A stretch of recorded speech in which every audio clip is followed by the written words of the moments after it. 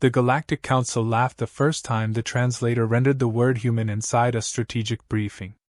It wasn't cruel laughter. It was worse, dismissive, seasoned, the sound of empires that had outlived their own mistakes and learned nothing from it. Crystalback delegates chimed in harmonic amusement. Insectal admirals clicked their mandibles in polite derision. Machine intelligences ran simulations and tagged the species as low risk, high noise.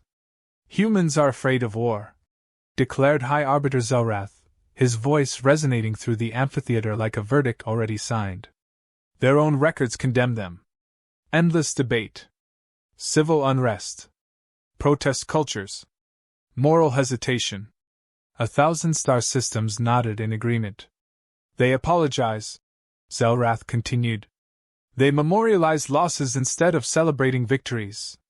They fear escalation more than humiliation. The great hologram shifted, projecting Earth, blue, fragile-looking, crowded with blinking population centers and tangled political borders. Observe, the Arbiter said.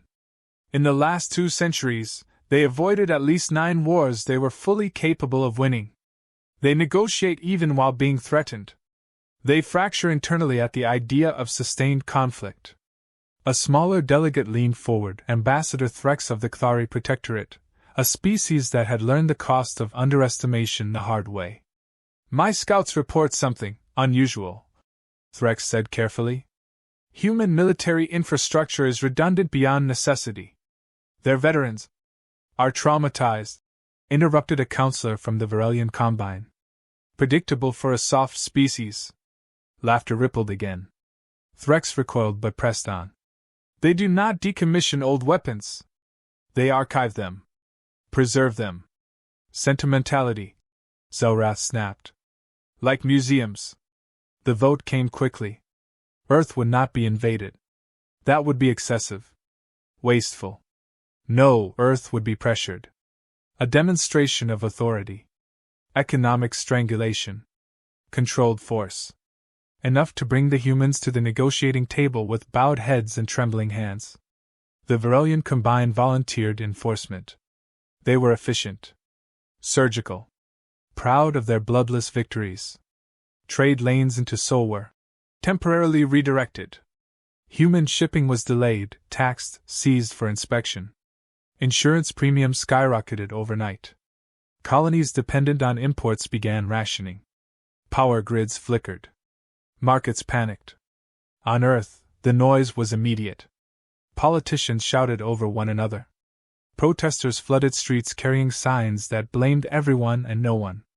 News networks ran 24-hour outrage cycles. Social media combusted with accusations, conspiracy theories, and moral grandstanding. The council watched with satisfaction. Textbook, said one machine mind. Internal fragmentation accelerating. But beneath the noise, quiet as a held breath, something else began.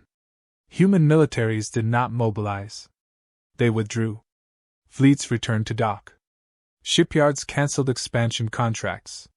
Recruitment numbers dipped, not from lack of volunteers, but from unexplained administrative freezes. Generals announced early retirement. Admirals vanished into advisory roles. Budgets were quietly reclassified. The council's analysts nodded approvingly.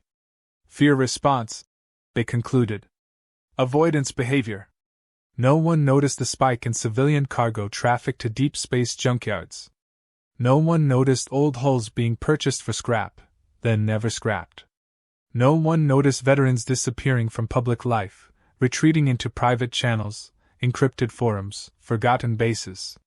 Human historians called it the long silence. For 3 months, Earth did not threaten, did not posture, did not escalate. Then the Combine made its mistake. The Hearthbound was a civilian transport, clearly marked, registered, transmitting compliance codes. 3,000 human refugees aboard, evacuated from a border colony already collapsing under the trade embargo. A Varelian patrol intercepted it for routine inspection. They followed protocol. Boarding teams. Stun fields. Language dampening fields to prevent panic. But panic does not require language. A human child screamed when a Varelian trooper grabbed her father. Someone ran. A weapon discharged, not a human one. A Varelian plasma caster overheated inside the cramped corridor. Fire. Smoke. Gravity failure. A junior officer vented the wrong section. 3,000 humans died in 46 seconds. The Combine issued an apology within the hour. A tragic accident. An unfortunate cascade. Reparations would be discussed. The Galactic Council accepted the apology unanimously. Earth went silent. Not angry silence. Not shocked silence. A deliberate silence. No emergency addresses. No retaliatory threats. No fleets mobilizing. No ambassadors shouting across the chamber. For 72 hours, not a single official human transmission reached interstellar space. Markets stabilized. The Council relaxed. Then every diplomatic channel, Council, Combine, neutral worlds, black market relays, lit up simultaneously. One message. No flag. No anthem. No seal of government. Just a human face, old, lined, eyes sharp with a fatigue that came from having studied too much history. My name doesn't matter, the man said calmly. I'm a historian. I specialize in extinct civilizations. The council chamber stirred uneasily. You believe humans are afraid of war, the man continued. That is, partially correct. Behind him, images began to scroll. Ancient human battlefields. Charred cities. Trenches filled with mud and bones. Names etched into stone. Millions of them. We are afraid of what war costs, the historian said. We remember it. Individually. Painfully. The images shifted, alien ruins now. Civilizations the Council had erased, conquered, absorbed, or pacified. We study patterns, the man went on. Every species that thought reluctance was weakness. Every empire that mistook restraint for fear. The Council tried to cut the feed. It didn't stop. We avoided war, the historian said, voice tightening just slightly. Because we knew exactly what would happen once it started. The image froze on the hearthbound, its hull ruptured, bodies tumbling into vacuum. You killed civilians, he said. Then you apologized. He looked directly into the camera. We are not afraid of war, the historian finished. We are afraid of becoming the kind of species that doesn't hesitate anymore. The feed ended. Across Earth, old alarms, ones that hadn't been tested in decades, came online. In forgotten hangars, dust-covered ships powered up. And deep in human space, veterans who had sworn they were done with fighting quietly broke their promises. Because something had changed.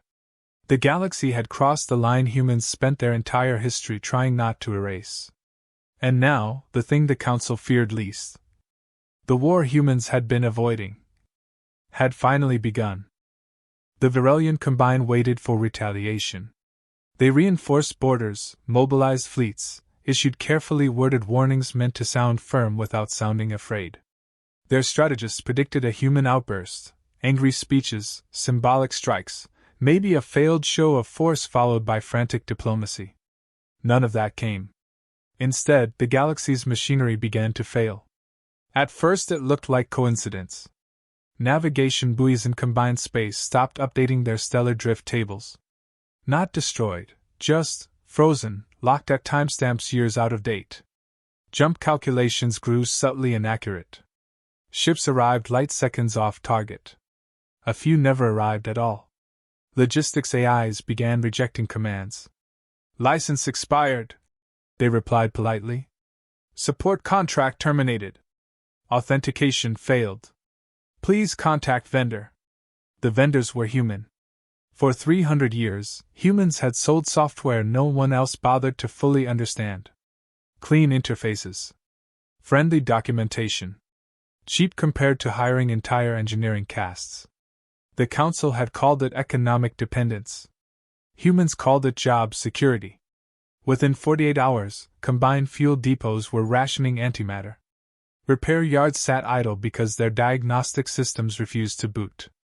Automated dry docks locked their doors and displayed a single line of text in archaic Terran legalese. Service suspended due to breach of terms. Cyber warfare, Zelrath declared. Crude. Reversible. Then the humans showed up. Not in fleets. In ghosts. Old hulls, designs so outdated they didn't even register as threats, slid out of uncharted jump points along the fringes of Combine territory. Freighters with patched armor. Prospecting ships retrofitted with weapon mounts that looked welded on by hand. Their names were painted, not projected. Dead Man's Dividend. Union Breaker. Last Notice. They didn't broadcast transponders. They didn't answer hails. They didn't attack warships. They hit infrastructure. Fuel depots vanished in silent nuclear blossoms that left navigation hazards, but no heroic battle footage. Relay stations were sabotaged from the inside, by workers who had been temporary human advisors for decades. One Virelian captain screamed into the void as his cruiser drifted powerless. "This is piracy!" he shouted over an open channel. "You will be hunted!" A human voice crackled back, tired and faintly amused. "Captain, piracy's about stealing," the voice said. "We're not taking anything." A pause. "We're just making sure you can't." The Combine requested emergency assistance from the Council. The Council convened. Human ambassadors arrived late. They looked nothing like the humans in the Council's threat assessments. No fire. No rage. Just men and women with gray in their hair and eyes that had seen too many endings. Ambassador Rees stood when recognized. "You violated civilian transport law," Rees said calmly. "You issued an apology instead of a trial." Zelrath bristled. "It was an accident. So was every massacre in our history," Rees replied. "That excuse runs out faster than you think." The Council demanded Earth stand down. Ruiz tilted his head. "Stand down from what?" "Your activities," Zelrath snapped. Ruiz smiled faintly. "We haven't declared war." A counselor from the Machine Intelligences interrupted. "Your actions have caused economic collapse in 3 sectors." "Yes," Ruiz said. "We noticed." Threats followed. Sanctions. Military ultimatums. Ruiz listened patiently. Then he leaned forward. "You said humans are afraid of war," he said softly. "That's true." The chamber stilled. "We're afraid of total war," Ruiz continued. "The kind that doesn't end when someone signs a treaty." He gestured, and the chamber filled with new reports. Client species withdrawing from Council trade. Mercenary guilds refusing contracts involving human space. Insurance conglomerates blacklisting Council fleets as unacceptably high risk. Humans weren't conquering. They were unraveling. "You built an empire on the assumption that violence is a tool," Ruiz said. "We learned, very painfully, that violence is a debt." The Council authorized a punitive strike. A small one. Precise. A human colony on the fringe. Orbital bombardment. Minimal civilian casualties, acceptable losses. The strike lasted 6 minutes. Earth responded in 12. Not with ships. With records. Every buried atrocity. Every erased species. Every necessary pacification, justified in sealed Council archives, was dumped into public galactic space, verified, time-stamped, cross-referenced. No propaganda. No spin. Just truth, released like shrapnel. Across the galaxy, populations revolted. Client worlds demanded trials. Old enemies found common cause. The Council's moral authority collapsed overnight. Human channels filled with something darker than celebration. Silence. And in that silence, human fleets, real fleets now, began to move. Because the humans weren't escalating. They were finishing the setup. And the galaxy was about to learn why a species that fears war is the last one you should ever force into it. The Galactic Council no longer laughed. They no longer dismissed human actions as economic tantrums or cyber sabotage. What spread across the stars was something older, colder, and far more terrifying to beings who had ruled by force for millennia. It was inevitability. Human fleets did not surge forward in glorious armadas. They appeared, quietly, methodically, at junctions that mattered. Choke points. Shipyards. Data nexuses. Places every strategist knew were important, but no one expected to be contested so suddenly. The Council called for a decisive battle. They needed spectacle. A crushing victory. Proof that the old order still had teeth. The Kthari Rim was chosen. It was symbolic. Neutral space once. The place where, centuries earlier, the Council had formally categorized humanity as non-threatening. A bureaucratic footnote written in contempt. Now it would be a grave. Council fleets arrived first, sleek, shielded, overwhelming. Commanders broadcast confidence across open channels, letting the galaxy watch. Then the humans translated in. Their fleet was smaller. Worse, older. Hull designs the Council's archives marked as obsolete. Weapon signatures beneath modern standards. Shield profiles laughably thin. A murmur of disbelief rippled through Council command. "This is what they bring," sneered a Varelian admiral. "After all this disruption?" Admiral Kenji Sato stood on the bridge of the human flagship Grave Courtesy, hands clasped behind his back. His voice went out over every channel, unencrypted. "We're not here to conquer you," Sato said calmly. "We're here to correct a misunderstanding." The Council fleet advanced, weapons charging. Then the humans did something no strategist had ever planned for. They dropped their shields. Across thousands of ships, defensive fields collapsed in unison. Gasps echoed through alien command decks. "Madness," Zelrath whispered.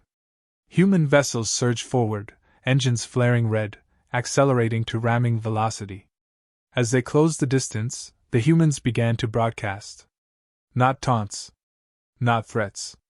Memories. Every human war casualty ever recorded, names, faces, last words, unfinished messages home, poured into open channels. Raw, unfiltered. Billions of individual losses compressed into a data storm. Species that had never processed grief as individuals reeled. Neural interfaces overloaded. Command AIs stuttered, unable to quantify suffering that could not be reduced to statistics. And then the humans fired. Kinetic weapons. Primitive. Brutal. Relentless. Slugs moving at relativistic speeds punched through Council shields like paper. Hulls ruptured. Command ships split open, their elegant designs turned into expanding clouds of debris. The humans did not maneuver to survive. They maneuvered to hit. One human cruiser, already burning, atmosphere venting, held course as emergency bulkheads failed. Its captain came through on open comms, coughing, laughing through the blood in his lungs. "You wanted to know what scares us?" he rasped. "Dying for nothing." The cruiser slammed into the Council flagship's spine. Both ships died together. The battle lasted 12 minutes. When it ended, the Kthari Rim was silent except for drifting wreckage and emergency beacons. No one answered. The Council sued for peace within the hour. Human leadership refused. Not conquest. Not surrender. Terms. The demands were simple and unbearable. Every Council species would submit to the same laws imposed on client worlds. No immunity. No sealed archives. No necessary evils. Independent courts. Transparent records. Equal accountability. Zelrath recoiled. "You would dismantle the Council." "No," Ambassador Rees said quietly. "We'd make it honest." The Council threatened continuation of war. Humans responded with the final file. Not a weapon. A projection. 50 years of modeled outcomes if hostilities continued. Not annihilation, not apocalypse, but endless fragmentation. Trade dead. Borders aflame. Rebellions cascading. Species turning on species as old grievances resurfaced. The humans had already accepted those losses. They had lived with worse. The Council had not. For the first time in its long history, the Council faced an enemy that did not fear destruction. Only repetition. And that realization broke something far more important than fleets. It broke their certainty that violence would always end in victory. Because the humans weren't fighting to win the war. They were fighting to end the idea that war with them could ever be worth starting. The peace was signed without ceremony. No grand chamber. No banners. No victory music echoing across the stars. Just a long table in a stripped-down station orbiting a dead world, neutral ground chosen by humans for a reason. The planet below was a scarred sphere of fused glass and fractured continents, the fossil of a war no one remembered starting. This, Ambassador Rees said quietly, gesturing toward the window, is what happens when winning becomes more important than stopping. The Galactic Council representatives sat in silence. High Arbiter Zelrath no longer looked ancient and untouchable.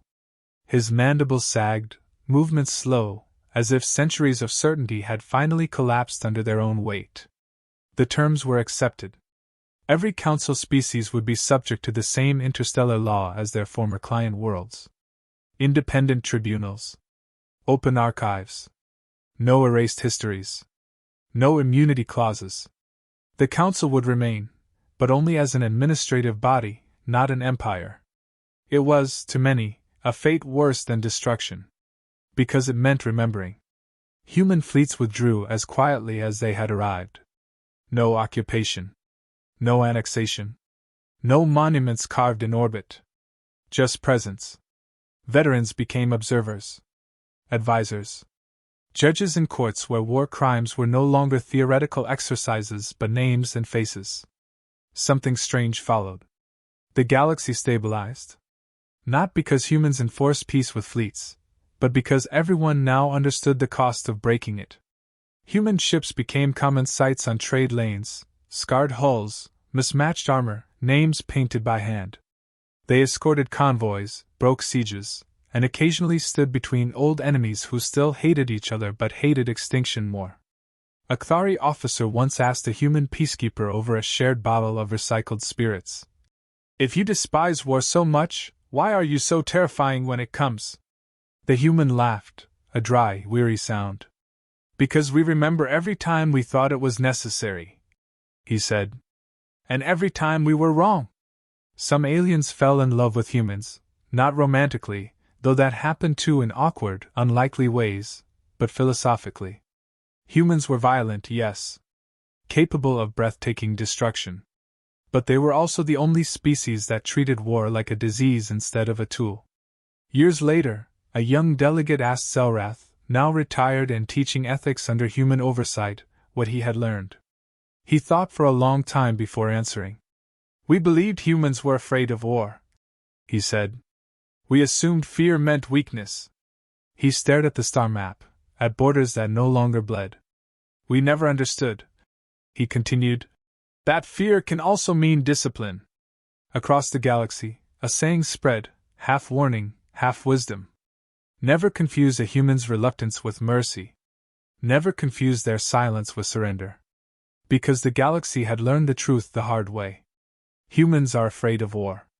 That is why, when it finally comes, they make sure it ends. And never needs to be fought the same way again.